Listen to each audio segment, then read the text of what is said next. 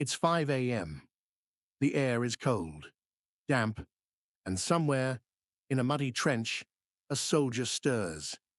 Not from peace, but from necessity. There's no alarm clock, just the shifting boots of others, the clink of metal cups, and the quiet rustling of canvas packs being opened in the half-light of dawn. The war is very much alive, but for now, this soldier's most immediate thought is food. Not bullets, not orders, just the rumbling emptiness in his stomach, and the quiet hope that somehow there's still a ration left that hasn't gone bad. Imagine you're there, not as a general or a commander, but as a low-ranking foot soldier in World War II. American, British, Russian, German. It doesn't matter much. Hunger was universal. The meals, often unforgettable. But not in a good way. Let's step into those boots. Mud-caked, worn thin, and let's eat like a soldier, sleep like one, ache like one. For a moment, let time rewind and drift with us. In the European theater, American GIs opened their olive-drab ration tins. Inside, the infamous K ration. Designed for short-term combat use, it was compact, light, and just barely edible. Breakfast might include a small tin of chopped ham and eggs, a rubbery, grayish blend that tasted more of metal than meat. Alongside it, dry biscuits, not bread, not soft. These were hard enough to break a tooth if you weren't careful.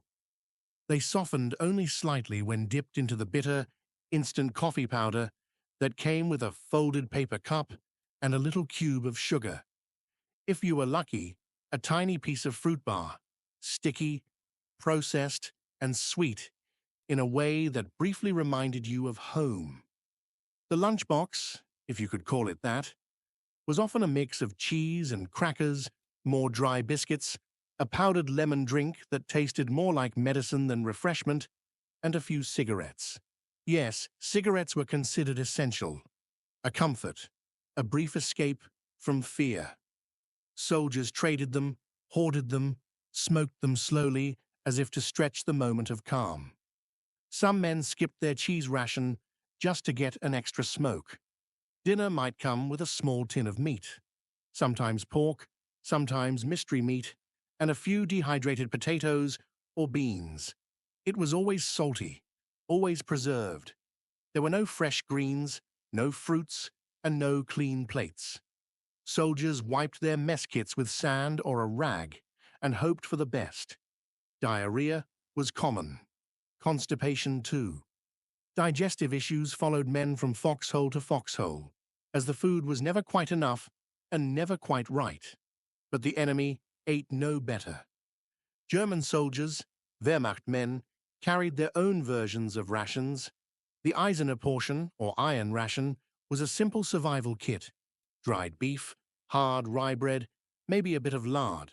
When possible, they cooked stew, Eintopf, a one-pot meal of whatever was on hand. Potatoes, turnips, meat scraps.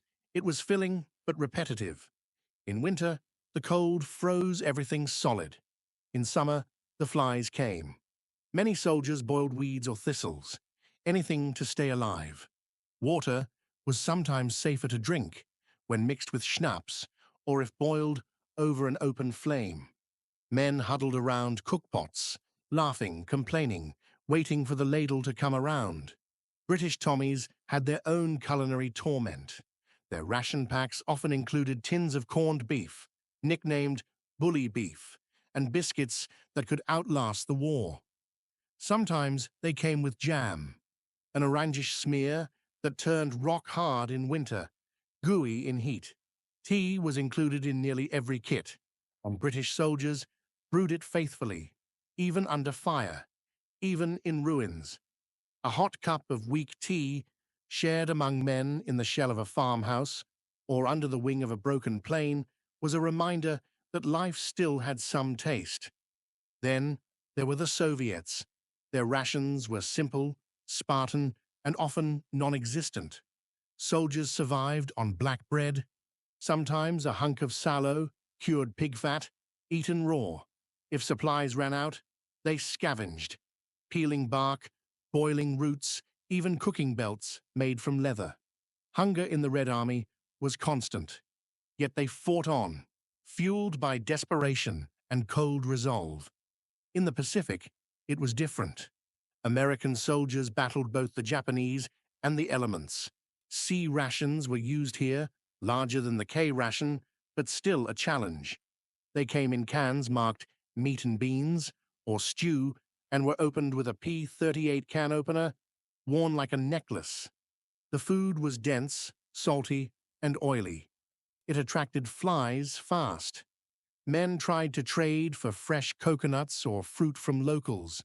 Some units caught fish. Others went weeks without anything fresh. The heat spoiled what little they had. Chocolate melted. Crackers turned to mush. Still, they found ways to laugh, naming their rations after sergeants or joking that each meal was a new kind of punishment. And the Japanese, their food supply collapsed as the war dragged on. Rice and dried fish were the staples early on. But as naval blockades choked supply lines, rations shrank. Soldiers chewed bark, ate bugs, and thinned to shadows. In jungle outpost,